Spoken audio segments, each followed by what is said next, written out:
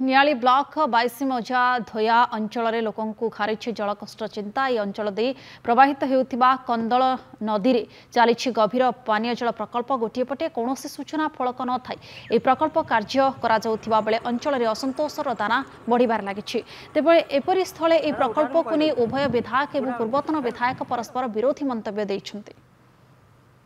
सस्ता राजनीति करने जोड़ा कम आम बेले अड़ा जाए आरंभ हो पारा कौन मुझे करदे जोटाक नुआ चली पूर्व सरकार जो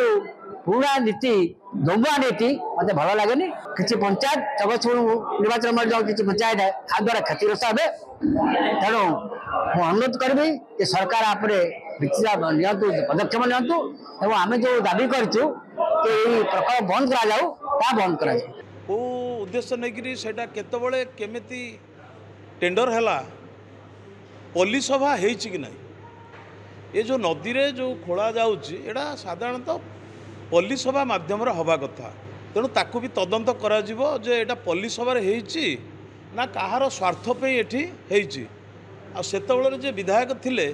से कोन पे याकू ऑब्जेक्शन कले नाही तेणु